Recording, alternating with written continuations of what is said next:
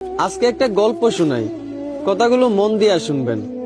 একটা মধ্যবিত্ত পরিবারের ছেলে, সে মোটামুটি সবার সাথেই খারাপ ব্যবহার করে চলতো।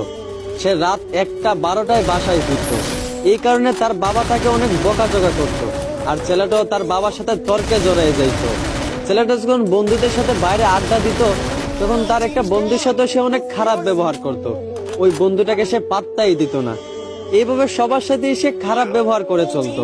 একদিন সে ডাক্তারের কাছে যাওয়ার পর তার ক্যান্সার রোগ ধরা পড়ে।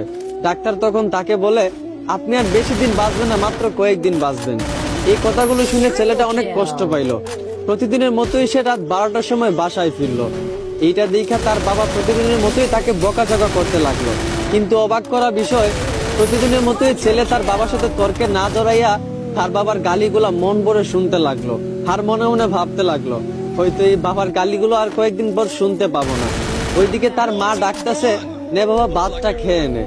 অন্যদিন হলে সে তার মায়ের হাতে ভাতটা এত সহজে খাইতো না, কিন্তু আজ অবাক করা বিষয়, তার মায়ের হাত থেকে প্লেটটা এনে প্রাণ ভরে ভাতটা খেয়ে নিল। আর মনে মনে ভাবলো, এই বুঝি মায়ের হাতে শেষ খাওয়া। এইগুলা দেখে তার মা বাবা অনেক অবাক হয়ে গেল। এভাবে তার মা বাবার সাথে অনেক ভালো ব্যবহার করলো। তারপরের দিন সে তার বন্ধুদের সাথে আড্ডা দিতে গেল। যেই বন্ধুটার সাথে সে সবসময় খারাপ ব্যবহার করত, ওই বন্ধুরা তাকে আজকে একটা গালি দিছিল। কিন্তু অবাক করা বিষয়, অন্যদিন সে একটা গালির বদলে ওই বন্ধুটাকে আরো 10টা গালি দিত।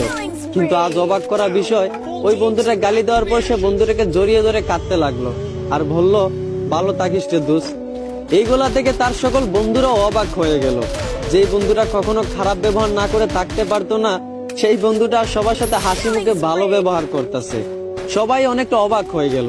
ছেলেটা আগের চেয়ে অনেক পরিবর্তন হয়েছে, আগের চেয়ে অনেক ভালো হয়ে গেছে, এখন সবার সাথেই ভালো ব্যবহার করে। এইভাবে মাসখানিক যাওয়ার পর ছেলেটা আবার ডাক্তারের কাছে যায়। ডাক্তারের কাছে যাওয়ার পর ডাক্তারকে জিজ্ঞেস করে, আপনি বলছিলেন আমি হয়তো কয়েকদিন বাঁচবো, কিন্তু প্রায় 1 মাস কেটে গেল। আপনি কি কোনো গ্যারান্টি দিতে পারবেন যে আমি আর কতদিন বাঁচবো? এইটা শুনে ডাক্তার ছেলেটাকে বলতে লাগলো, দেখেন একটা কথা শুনুন, আমি ওই দিন যে আপনাকে বলছিলাম আপনি মাত্র কয়েকদিন বাঁচবেন, এই কথাটা আপনাকে আমি মিথ্যা বলছিলাম। আর মিথ্যা বলার কারণ, আপনাকে